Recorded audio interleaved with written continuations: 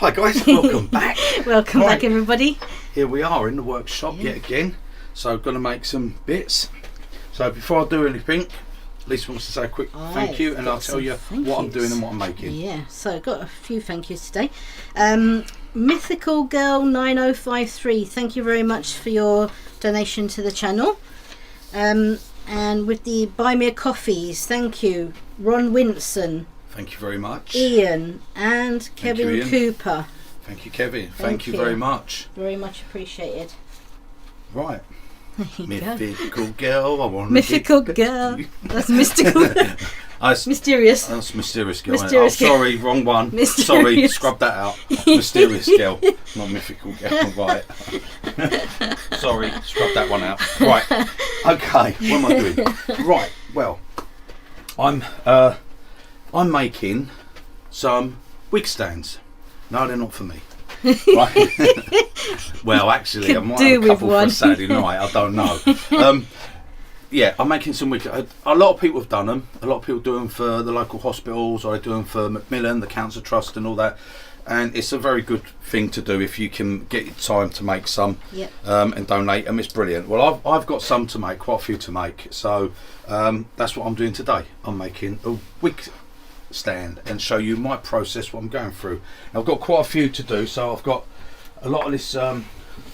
What I've done is I've got loads of wood here. Now I'm doing them end grain as the top. Okay, so basically I've got some, and it mostly firewood. This is like some firewood logs. Look, it's got all cracks down there, it's all chunked up. It's not very nice pieces of wood. Now you all know how to rough it down. I put it on, I rough this to a circle, okay, to a cylinder. So I get it round, and what I do is I get it to basically this size, which I've done these at, they're all around sort of between 4 and 5 inches, whatever I can get. What's the millimetres? Okay. In millimetres they're 120, okay, and I'll go down to 100 mil. I turn these down to nearly the 100 mil. I find that I've been told that's a good size for a wig to go on. If it's too big, they tend to not stay on, they can fall off and stuff like that. So I've been told what's needed. So that's what I'm making. So basically I'll turn that into a cylinder, then I'll go in with my parting tool and I'll get them all to this size like this, down to a little bit, and then I just go with the saw and cut those last bits off, because once you've made this smooth like this, it's a bit dangerous pushing circles through the bandsaw unless you've got a jig and all that. I didn't want to go making a jig for it. I don't need it. I just normally part them on the back, the lathe. I've got a lathe, so that's what I do. And then I've got the thinner ones make the tops, slightly chunkier ones are for the bottom, so it's got a bit of weight so they don't fall over. Okay, so that's what I make the tops and bottoms out of. And then I've just got some spindles, some of my beech spindles here, and 14 inches, and what I do is I make that, and the reason that's that size is because these are for some very long, for nice long wigs, and then I can make some shorter ones up if you've got bob wigs and things like that. A variety, you know, but that's what these are. I'm going to turn one of the cylinders first, but I mean the spindle part. Yeah. One of the spindle, sorry, cylinder, did I say? Yeah, the stand bit. The actual spindle bits first. Yeah. Okay, I'm going to turn that first, and all I'm going to do is put that between centres. So I'm going to centre it first. Now, if you're lucky like me, you've gone and got yourself one of these, and they work perfect because I just pop that there. You can feel it. A little tap puts me a perfect centre mark. Okay. Perfect for this size wood. 45 by 45 that is, or inch and 3/4 by inch and 3/4, something like that.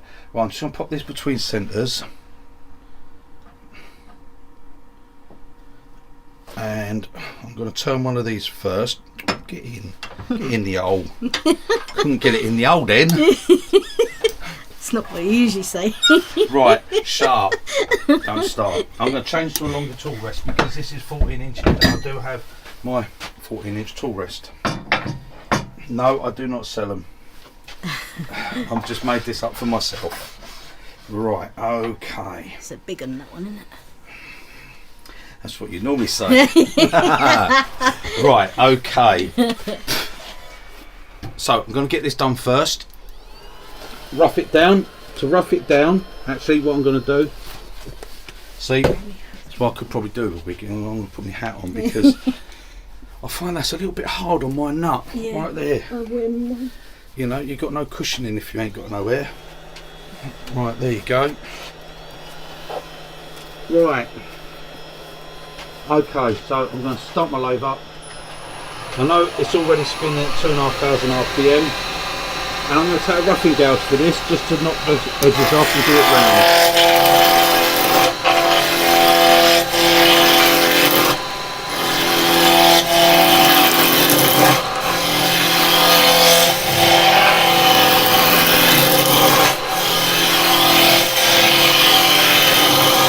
And I know it's all round, I'm going to take it down a bit in diameter.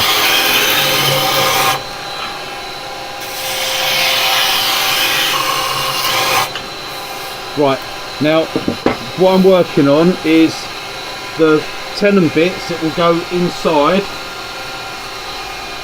the top and the tenon bit that go in the bottom are 30mm. The reason I'm doing 30mm is because then the bits fit on my chuck that I've got up there. So I'm turning it to a size of my chuck, okay? And I've got a caliper set for 30mm. And I'm just going to come in with my square carbide. And I'm just going to place that there and go to just not quite there. Okay, so that's dead on that 30mm.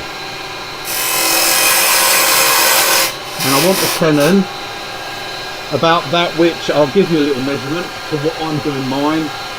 Okay, I've got 10mm I'm doing, so I've got to go just 2mm more on that.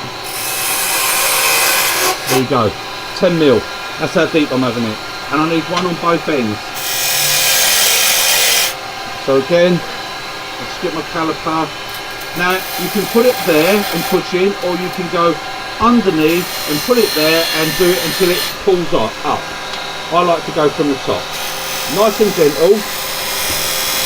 Don't dig this back one in because that will cause it to flip towards you. Push with this front edge one.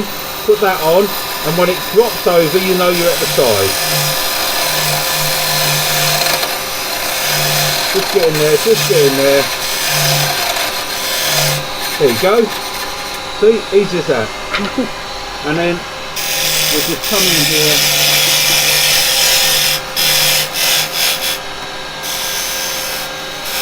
There. And make sure, the reason I'm doing it with the square carbide because I want that dead square shoulder there and there. Okay, that's my tenons. Right, now what I'm going to do, I'm going to take it down because it's way too big at the moment.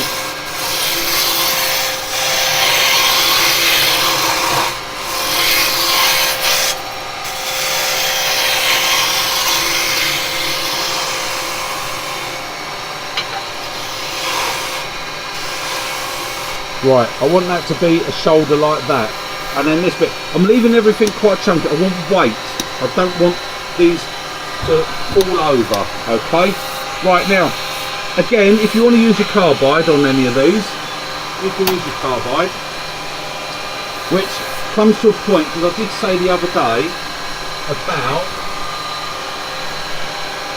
when you use a carbide, when you come in flat like this, what controls your cut? Absolutely nothing. You have to control. How do you control how deep you're going to go? There is nothing to guide you. It's an unsupported edge, and when you come in like this, that's when you're in danger of getting catches and things because it's unsupported. You need to get with that bevel, and when you get the bevel on there and you start to come in with the bevel, you can then control the depth. See? Now, this will probably make a bit of noise because it's going to be quite thin when I get down to this middle bit. Now, what I'm going to do is just take, now you can come in and taper it down, okay? There's a long way to go on this, so I'm going to go back to another gouge in a minute. I'm just showing you with this. Right, as if you're using the round, the square's exactly the same. If you're going to come in and do cuts on here, use your square like a skew. If you come in and you do like this, it's again the same. The only thing that control that depth is you. You have to either use your finger as a guide or something. But if you get on your bevel, then you can use your bevel as your depth control, okay? So by cutting in, once you've got your little cut in, that's where your bevel sits, and then that will take care of your depth, okay? And give you that control. Right, I'm coming off of that for a minute, and what I'm going to be doing is using my roughing gouge with my fingernail grind. Okay, now I'm going to start from here at the middle, and what I'm going to do, I haven't really thought of what shape I'm doing on this. I'm going to come round here to there, and I can use this like a skew, see, and I'm just going to do a shape a bit like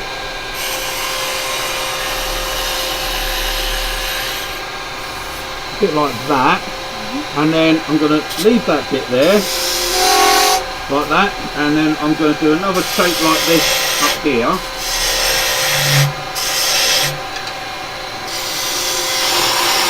See, once I've come on, I've got a bevel, and the bevel controls. Now once you start your cut and you come in, okay, like this, and you've got this here. Now if my bevel's on there, everything above the bevel will be removed, and the bevel will maintain that cut, and that's how you can get a perfect straight and level piece, okay?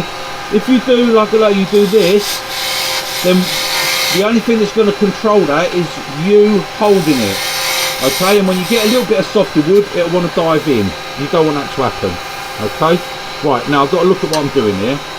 So I'm going to bring this into here, down to that, and then I'm going to come around here, like so, and then I've got to try and get this little bulbous bit here now.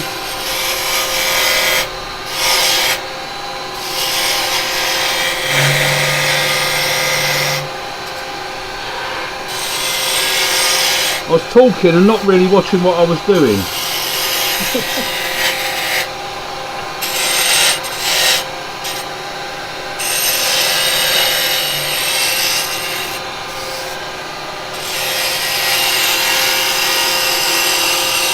Just doing some sort of shapy bits really. That's going to be a bead there. I'm going to come into that. I'll just roll that a little bit so I know roughly where I'm going with it, like so. And then this bit, well, I'm going to change that. I'm going to actually just do that as a scallop.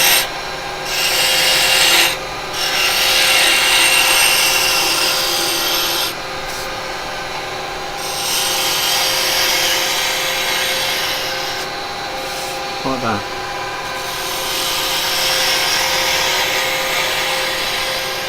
Because I was talking and not really concentrating on what I was doing, I was just cutting there.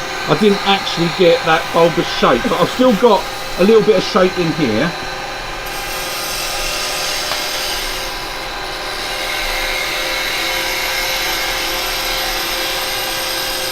Right, now as I start to go uphill, I want to come here and come down, because I don't want to push into the end grain, because that will tear that up. So there we go, we've got that. Now that's going to be a bit too bulbous there now, so I'm going to come in and take that a little bit thinner.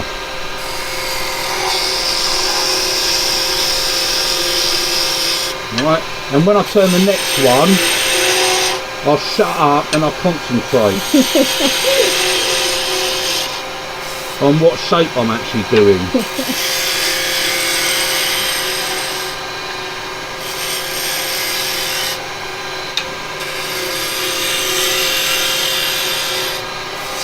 Right, I think that's going to be alright. That's probably a little bit too thick, but That's all right, I want it.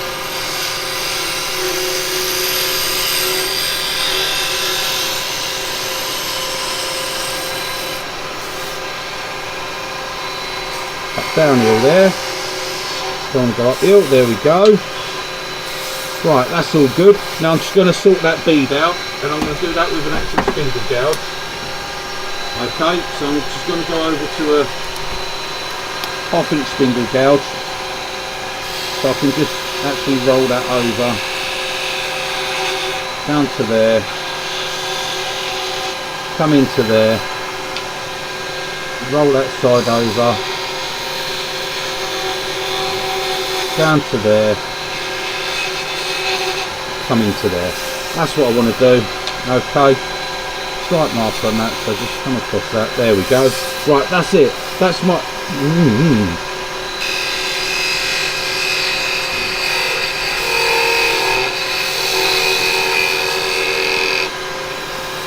As I get to that middle bit, there's just that slight, I can hear that slight vibration.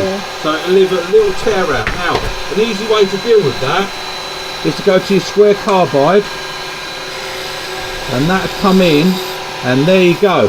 Take that out in one easy little go. Just got to clean that edge up. There, look at that. Bang. Square carbide. Fantastic. Right, a little bit of sanding on that. A little bit of a wax finish. And then we'll get on to the next bit. Okay, so this won't take a lot,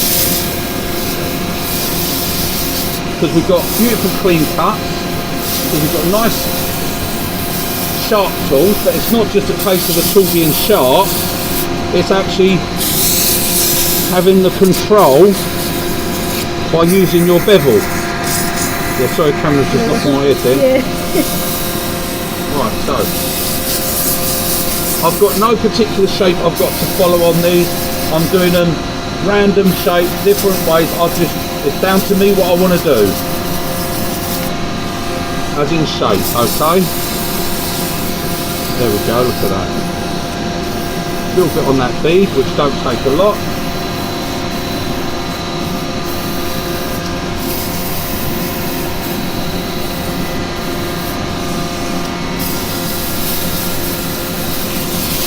Just the one grip, I'm just doing a 180 grip. Right, I'm going to whack a bit of sanding sealer on that. I'm not going to whack it on, I'm going to put it on. A little bit of sanding sealer.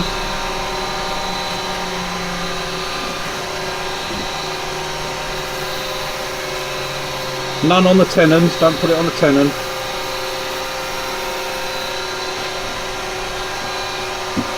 We're going to put glue on that, so there we go, look at that, lovely. Right, bit of sanding sealer. No, I haven't stopped the lathe to do it. I don't need to. Right. A few wood shavings. Just come on. Now I can see I left a very, very faint line just there. It's more where the sealer grabbed. I just use a pad. This has got a very fine pad on it. Go like that. Go like that, and it's gone. Simple and quick. Canuba wax. This is the one we made up. Well, I made up. You didn't do nothing. You just bloody sat there and watched. You didn't do nothing to help, did you? I've done it all. Right, nice coat of that. There we go. I'm using Canuba wax because these are going to be handled, obviously. And Canuba wax is the best finish. Let's get that out of the way.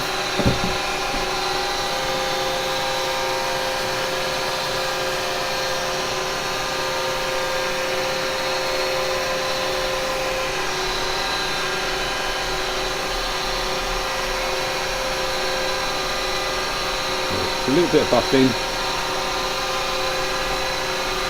A little bit of buffing. Right, so. Puff that bit out there, that's it. Right, there we go, that's it, done. Job's done. And there we go, guys. That's our bit.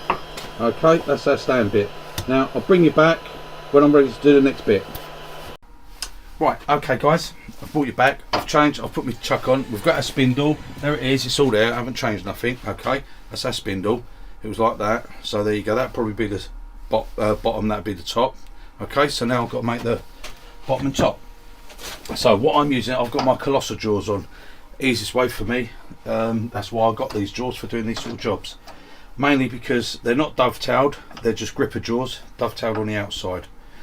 I can put these bits in and hold them, and the reason I'm doing them at this sort of right now, I'm not going to let that bottom out, I'm going to actually hold it back slightly, because what I want to do is get this front edge flat. Now you can see it's moving there, so I can,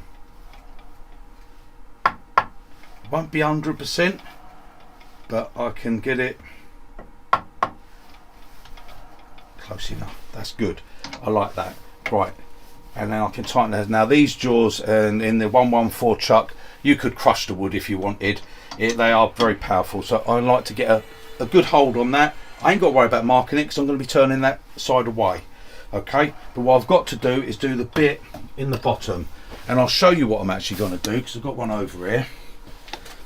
This is what I'm actually doing, okay. This is going to be for the top, so I have to make that will sit on there, okay, like that, and that will be domed over, okay, and that's the dome for the top for the wig to sit on, and that will glue on to the tenon. So I'm doing this bit, and then what I do with that, once that's done, I do all of them. So I'll do a lot. I'm going to do one today because I'm showing you it, but I'll do a load of them, and then they will fit on those jaws, okay, and be held like that for me to turn the top, okay. That's why I'm doing them this way.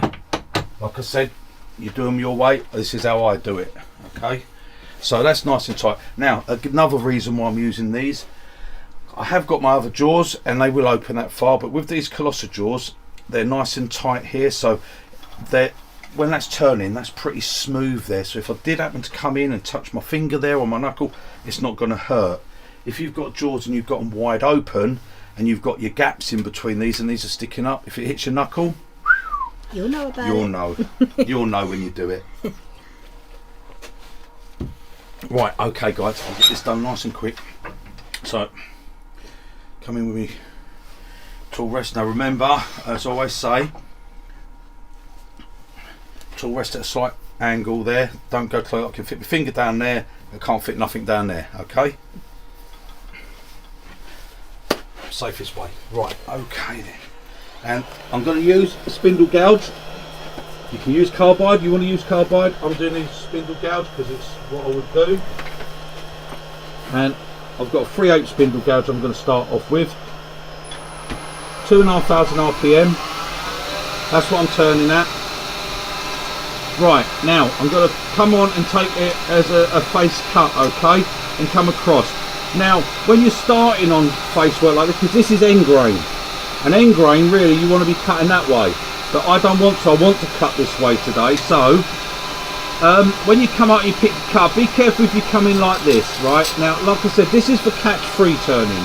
A lot of people will tell you stick your thumb there and hold it, so when you come in you can get the cut, right, and start. But trouble with that, you're holding everything very tight, because see, this is where the skip, this will want to look, it wants to do that and skip back. Right, we don't want that to happen. Easiest way, close your flute completely, put your tool on, it can't go anywhere, okay, rotate and then push, and you can start your cut with absolutely no grabbing whatsoever. Now as we get to there, I'm taking a bit deeper cut, so just open the flute a little bit more, because what we want is, this is end grain. If I go this way and I push in, right, that's going to be horrible. You're going to get all this, it's going to scrape it. Open that flute up, virtually fully open, because what I want is that grain that's going there to come down on that cutting edge and be cut, and that'll give me a good finish, okay? Right, so now I'm going to easiest of all, a round 9mm round carbide. Right, straight in.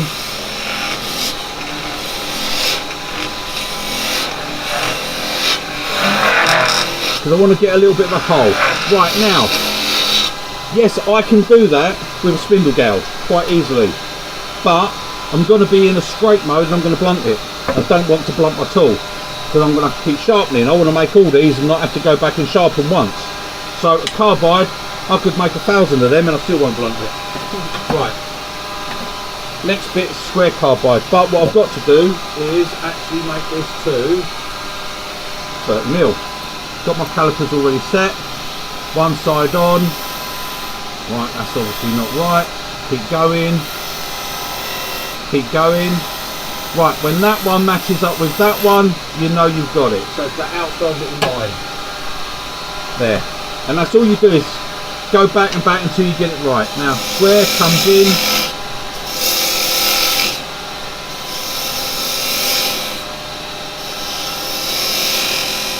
Right, I'm going to go just very slightly under with that. Right, now I've got to my bottom there, that quick. I want to go a slightly deeper, so all I'm going to do is turn my tool that way, go in at that angle, okay, so that makes the hole in the bottom, and then just come in flat. Don't just keep pushing it flat when it's on the bottom, because it's trying to take 14mm of wood and it's going to get grabby. All you've got to do is turn it, push the point in that corner. It can't grab. Don't worry if you come this side. If you come this side, it can't cut. Look, nothing can happen on that side of the wood. It's only this side it cuts, and then just push in like so. There we go. We want a nice 90° there. Straight in there. Lovely. That's it. And I will test that. In fact, I'm going to test it, because as much as you set your calipers and everything, and this is the top, so this is this end. Right, yeah, I didn't get quite to that line, so I'm going to take it a tiny little bit more. It's you set your calipers, but wood has a tendency to, you do it dead to the caliper and then you find when you do it, it doesn't actually fit. So quick and easy way. Oh, sorry, stop the lathe, and just a very quick check. There you go. There you go. Okay, that's going to be fine, like that. Right, so now put my tool rest back in. Remember, slight angle. That's deep enough. I just want to slightly dish this out now. Now this is where what I'm going to do is I'm going to take a very fine cut across that first. It cleans that edge up, and this is where you really got to be careful with your skipping, because you come in this way, it will want to do that and skip back. All you've got to do is close your flute, put the point on, open, and come in.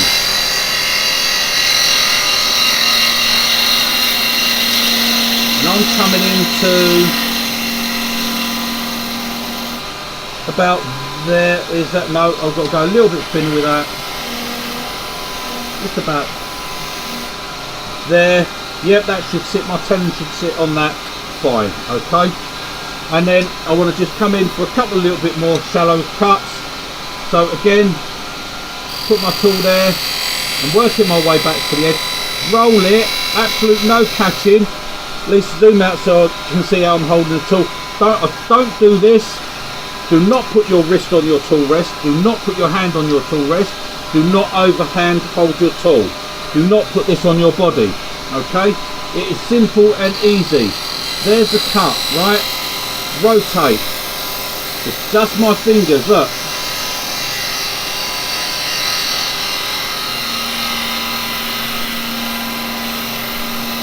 Open my flute up so I get nice shavings.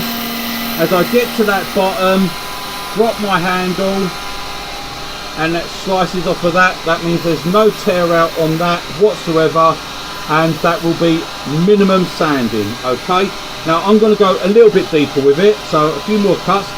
If you want to do it right on the edge, you can just come in. There it is. Okay, hand away from the tool rest, tool off the body. Okay, this controls here, this just keeps a little bit of pressure down. So on there, flute's closed. Look, see, that's very slightly open. Boom, straight away it wants to skip. close it completely, put it on that edge, then you can rotate it, then you pick your cut up, okay? You don't have to hold over tight, nice and gentle. Let the bevel is just flowing. Don't push hard. If you do this and you're pushing on, you're going to get all ridges and lines because you're going to get bevel bounce. Right, so we come back now. If we've got to pick that cut up again, right, we don't want to start with the point in. So just put our bevel on, close. Come back here. Come forward, opening it. There it is, it picks it up. And that way we get a seamless pickup. Now, as I'm coming to here, this is what I was talking before. Now I don't want to be pushing in because I'm going to be scraping into the end grain. I need to open the flute more. Okay, open the flute up so it can cut. It doesn't want to scrape, you want to cut. If you miss a bit, go back for it. No man left on the field. Drop the handle as we come onto this, drop it and bring it out, and we will get a beautiful cut across there. Same here, look, close it, come on here. Look, fully close it, open it, go across. Now, you can see if I don't fully close it, it wants to come backwards, okay? Right, here I want a little chamfer, like that. I just want to take that sharp edge away from it. Right, I think that's going to be enough of a dip in. I've got to hold it there, but I'll show you just one more cut. Right, so on, rotate.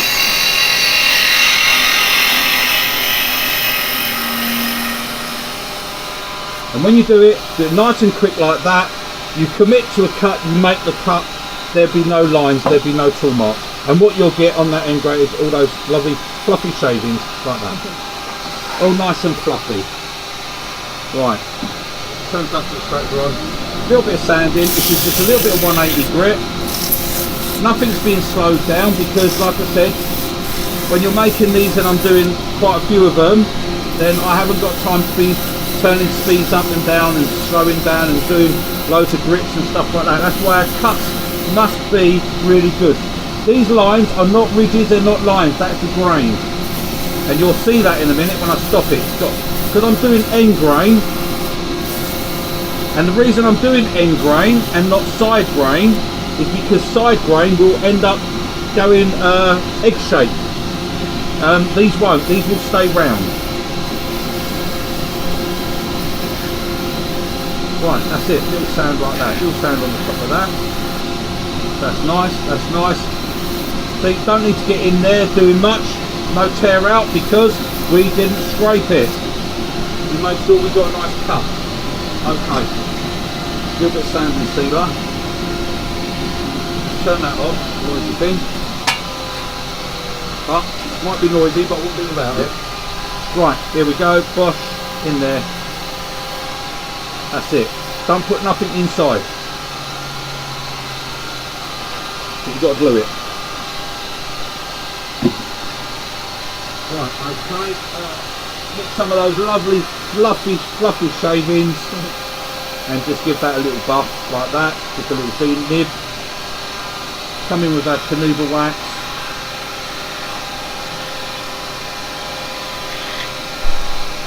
Nice even coat. There we go.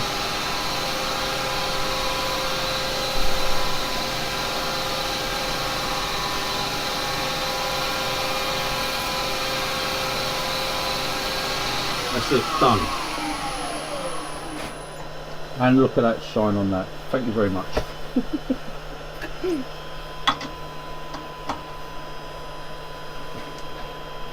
Right, tap those bits out. There we go, look.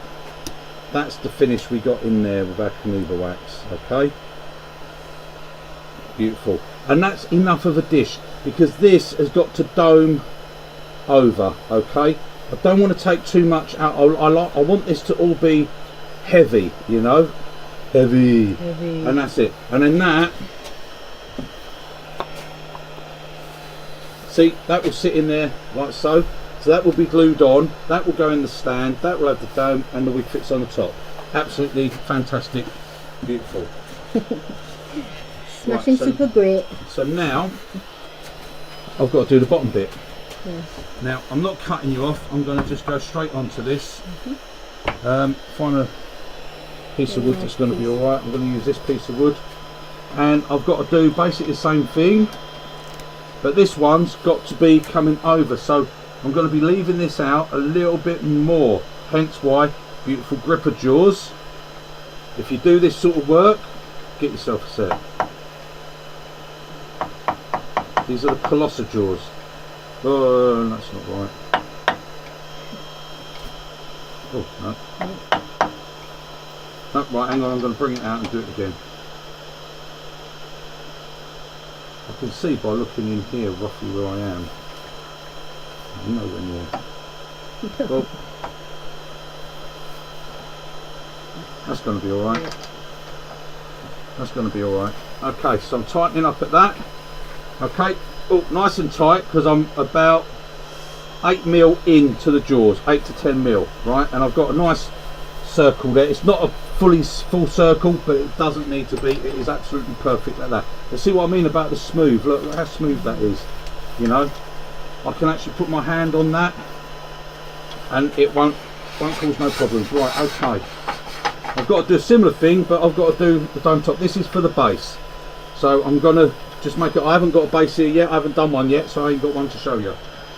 Okay, there we go. You see what I mean? Look, I've put my hand on that jaw, my finger on the jaw, and it won't actually hurt me. It feels smooth to the touch. That's why I've got it. So if I come around there, look, and my finger touches that, it ain't gonna hurt me. Okay, that's what it's for. Right. Okay. Now I've got to take this off. Then again, just close it. Come in. Now, this is what I talk about bevel bounce. See that? When it's not level, okay? Now, I'm going to come in with it closed. Come across here. That's where bounce should be, see? When it's not level. Then when I get there and it's smooth, it's nice. But it's nice because it's pushing forward. If I push on, it would start to give a bounce. Right, okay. Enough of that mucking about. Let's get this done. There's my booster. I've got to go for my 30mm again. Right, smack on. So I do know how to do it in one go. Right, and as I said, again, you can come in and do it with spindle gouge. Okay, I don't always like to because, like I said, it flunks your tool. And then you've got to go back and sharpen. And with this, carbide is always just so easy.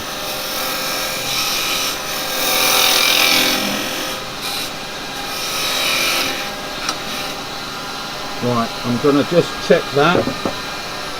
Like I say, it's best to check. That will be for this end. Perfect. Right, it's just got to go a little bit deeper. A little bit It's more. fine there, it just needs to be slightly deeper, Yeah. which I thought it would be.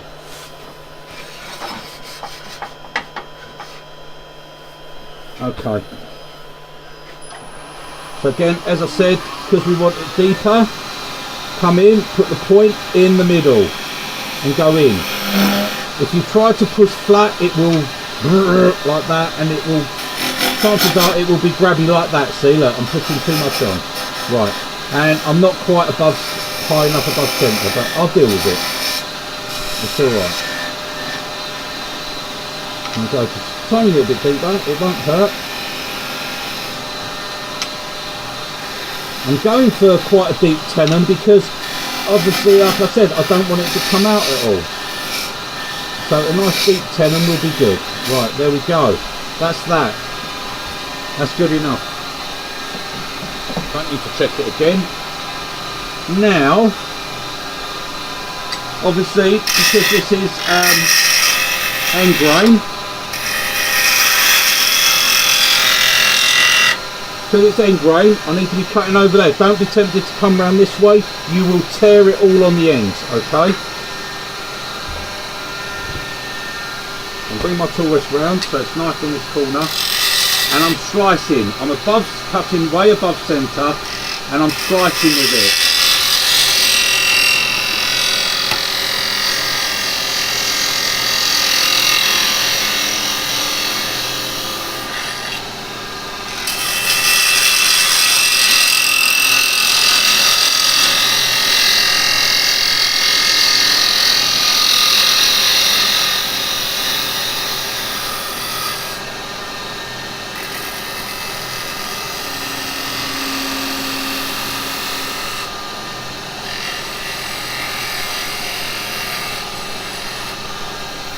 There, that'd be nice. Okay, now I'm just going to clean that edge bit there.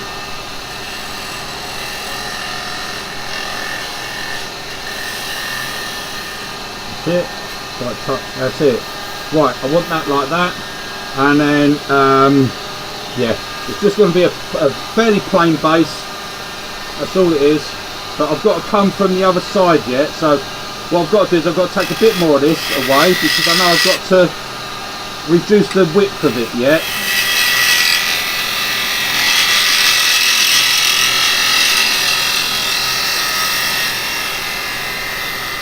I'm just going to gently let that phase out, so I don't really take any more off of there.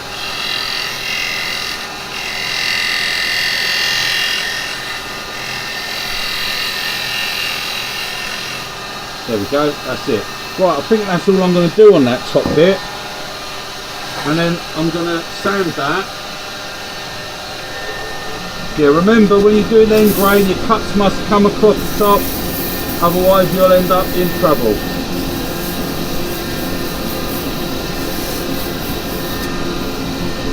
Got a slight bit, I'm not happy with that. I'm not happy with it actually. I want to actually get rid of that little bit there.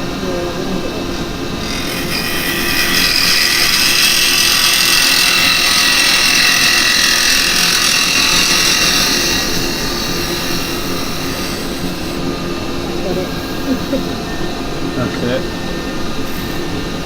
I'll just do that like that. That'd be fine. Yeah, I wasn't happy. It sort of come up and had that little bump bit. I didn't like it. I don't like it.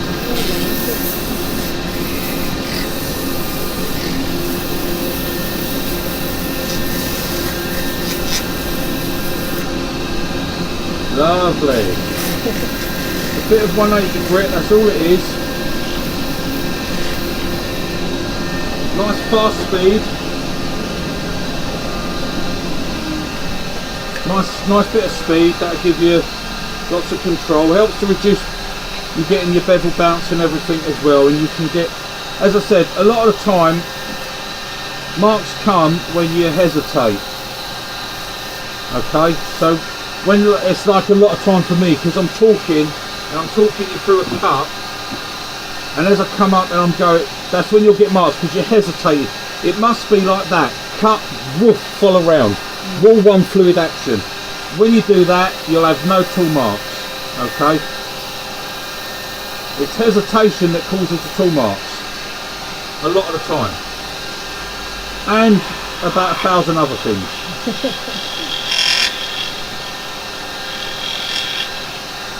Right, okay, so we're done on that bit. Let's see what we've got on the top.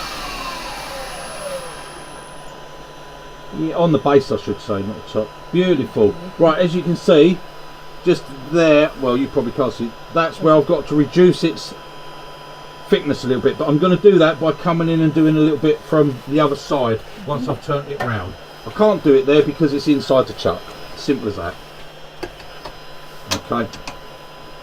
And like I said, these would be turned fairly quickly. Not that it's a rush, but they would be turned. That's all I want to see, nice and simple like that. Now, as you can see, I've got a little bit there. And that's going to be incorporated. That's going to be absolutely fine. I know who's having it, so don't worry about that. And I know they will be more than happy. Any wood that's got character, they're quite happy to have. Right, I'm going to take this off for a minute. Yeah, these are Colossus jaws, very good. Expensive, bloody expensive. And if you put them on a 114, Even more that expensive. makes that a very expensive, chuck.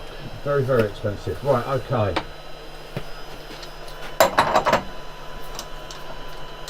But you could always go for the record power chuck and their big jaws. They're not gripper. I'd rather they were gripper rather than dovetail, but they will hold it the same, and they will still hold the same size piece as well. So you can always go to that if you want to. Okay, right, I'm going to finish the base first because I've got the base just done, and I'm going to put that on this chuck here. Let me just pop that down. There we go. So we just pop that on there.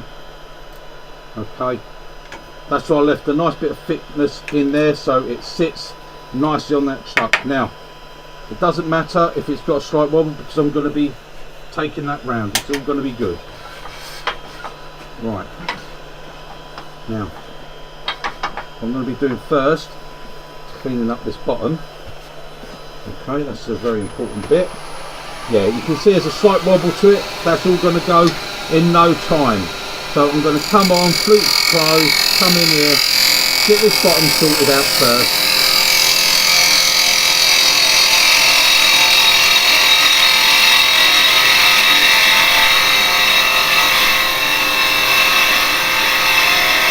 Nice and slow, don't force the tool, don't push.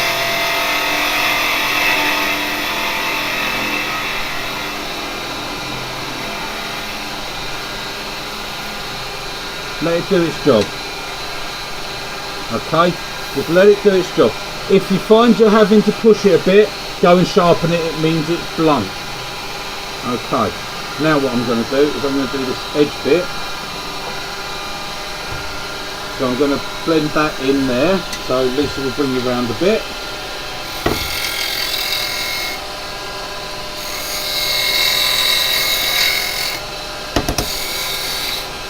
Right, I'm actually going to cut down here. Not a problem at this point, I've got to just sort that bit out that I had there.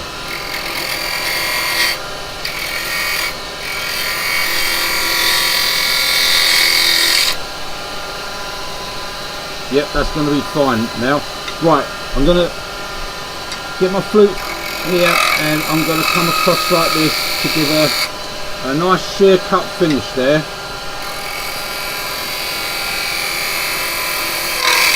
Right, okay, that's it. And now what I want to do is I want to do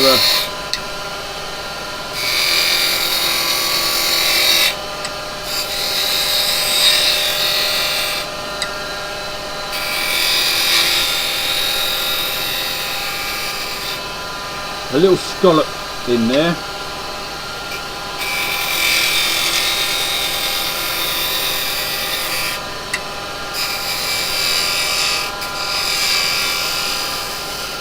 Like so. That'd be nice like that. That'll look nice and that'll sit nice. Yeah. Okay, so I've done that side. So now I'm going back round to this base.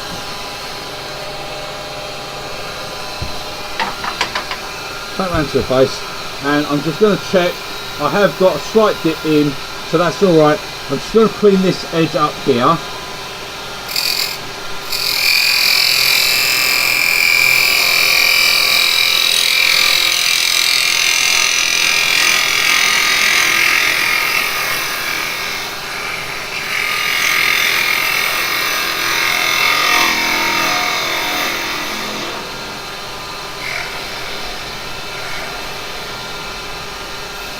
That's it. I'm not doing anything on the bottom apart from that. That takes any sharp edge away. Not doing anything on the bottom. It's going to be set down. Oh sorry, I'm still going to need that. I've got the top one to do yet, haven't I? Sorry, I was losing myself. But don't worry, I found myself again. Right, little sand in there. That's nice. Yep, that's brought that round nice. I can't feel nothing on that edge. Yep. Nice control. Cut there, cut in, cut down.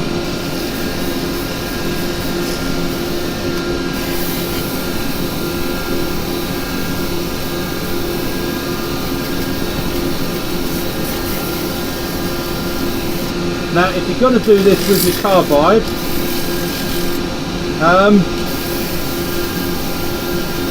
best one I would recommend here be your 6mm. 6mm SCH, okay? This one, the SCH in the 6mm. Hold it flat, you can get your cut that way and you can go that way if you need to. It will work, it will do it. Right, that's good. Right, take that off. I know this has probably been a long video. I might have to cut little bits and shorten it down, but you know, at the end of the day I'm doing a few different bits here and I'm trying to explain as well, because I know probably some of you might think, well, you'd rather I shut up, but other people want to listen to me. I can't blame them. I'm a pretty unique person, really, being a global superstar, you know. Global superstar. Yeah. But I believe it. Yeah. And that's all that matters. That's all that matters, baby.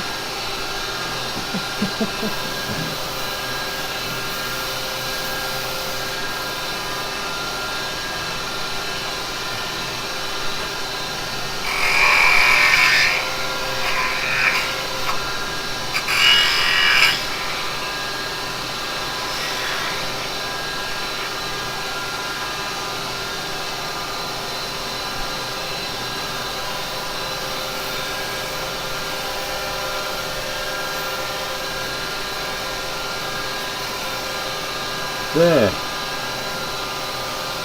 Quick and as simple as that. Lovely. If we weren't talking, it'd be a lot quicker. Yeah. Right, how did that go around that edge? Actually, that went very well. Cool.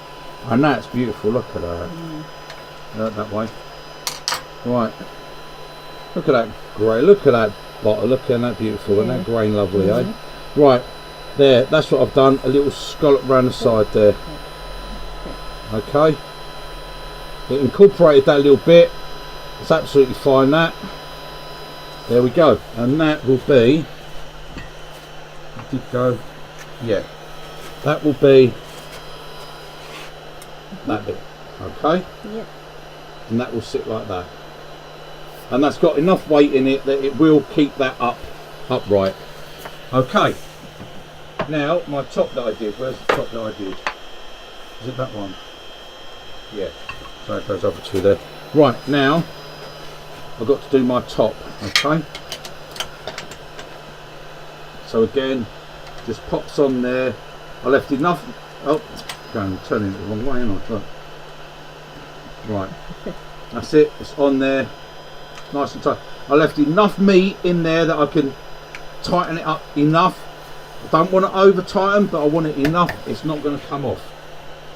And the reason being because, like I said, now I've got all the cuts have got to come around like that, because as said, end grain, don't push that way. If you go that way, you're going to bust it out the sides. It's not going to look very nice.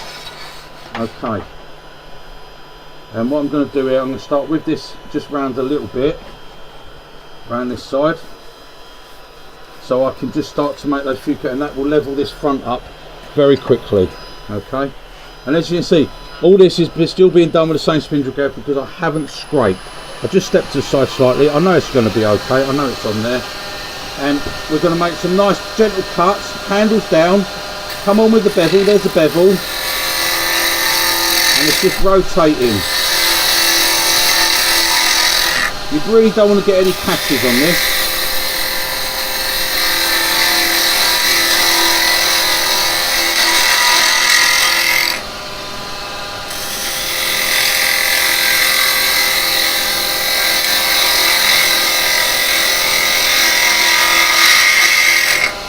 Right, let me feel that.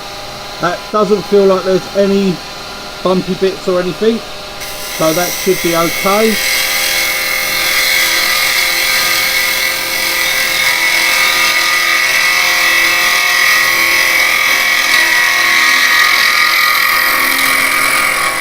So now I want to start doming this right over till I come over to that middle. So I've now got to move my tool rest. What I am going to do is I'm just going to use my tool like that and do that. That is it. That's just taken that very sharp edge away from there. Okay, and now I've got to come round and go across that top. So bevel's on, tool handle's right down, it's fully open, look, fully open. Okay, nothing happening until I rotate. And I rotate and then I pick up that cut. And I can get a seamless start, okay?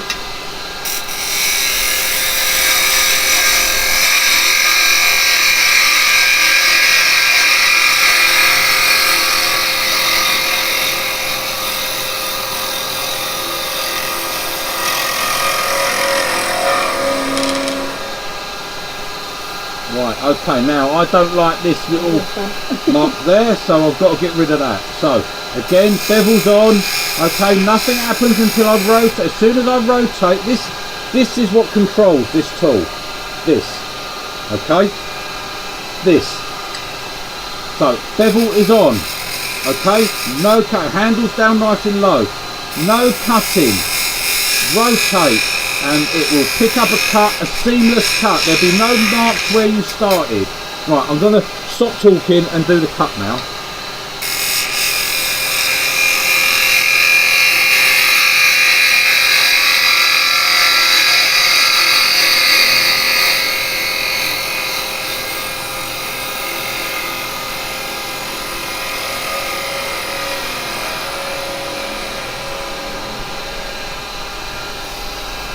There we go. That's what I wanted, okay? Right, so talking go away because it's done with. Gosh. And like I said, sharp tools are essential, but just because you get a tool mark does not mean it's your tool's broke. Everyone says the same thing.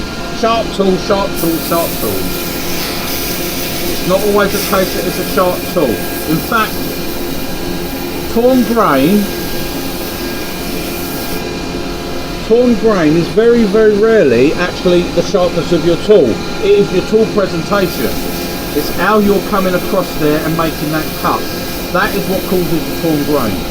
You present the tool correctly, you do not have to grab hold of it and hold on to it, okay? The tool will work and it will do its own thing. You are just there to give it a helping hand. It knows what it's doing and it's very good at doing it. And the less interference it gets from you, the better it will work.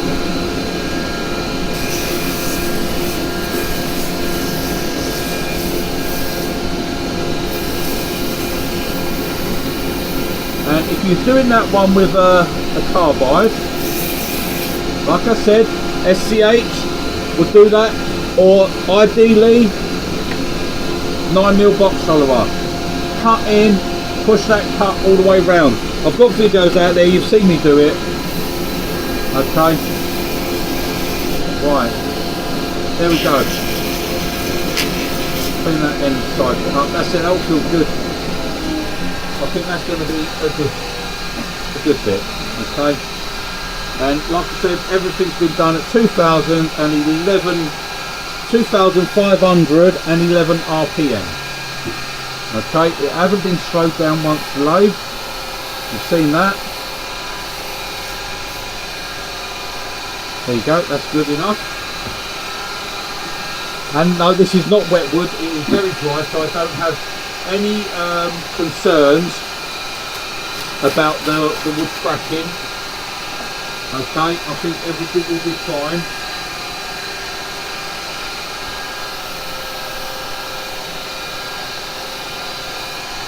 Rid of that.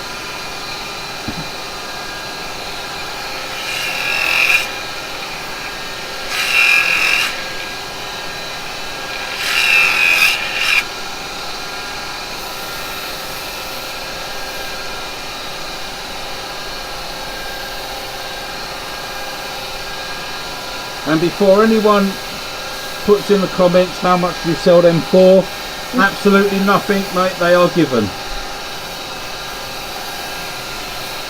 There is no charge for these. These are being done through pure love. Pure love. The boy needs love, that's what the boy knows.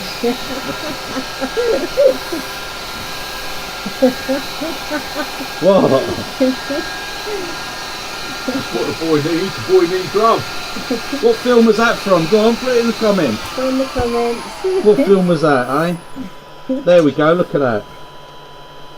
Eh? And yes, I know it's still got the piff in it, but this has been cut a long time, it ain't cracked, so I don't think that's going to cause any problems there whatsoever. It's just a beautiful piece of wood. Oops. Right, let me pop that there for a second. Take my thing off. Take my hat off. Bish bash bosh. There we go. Now, obviously, Glued, isn't it? obviously this has got to be epoxied. That will be there. That will be there. That will be my wig stand. Okay. So I'll get this glued up, and I'll bring you back and I'll show you it. Okay, guys, welcome back. There you go. This is one of the wigs I was given to use to get what was needed, and they're quite long, as you can see. That's why it's this type. It's going to stand on a dressing table, and then this will hang down the edge, so that's why, rather than making it even taller and taller. So that's it. But that's the sort of wig. I'm going to take this off for the moment. There we go. I'll give that to Lisa because it's a very dusty workshop. Yeah. Should keep that out of the way. And there we go, guys. That is it. That's still gluing, but it is all right. Okay. And there we go. So I was actually quite happy with the shape that I got from that, even though I didn't actually plan that shape. But then I never plan anything I do. I just like to go with the flow, and the wood will tell me what it is, or I'll be talking and then I'll get something totally different. But I quite like the taper in a bead, a slight swell here down into the base. Base is nice and heavy, okay, and then the top's on. Like I said, I'm not going to over touch it. It's all epoxied and it is all held in. I'm just going to, that's all. That's not moving.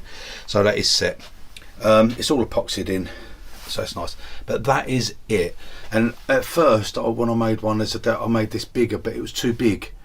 And also what I have done, I mean, I do put all this on because it's nice to have a nice shine, isn't it?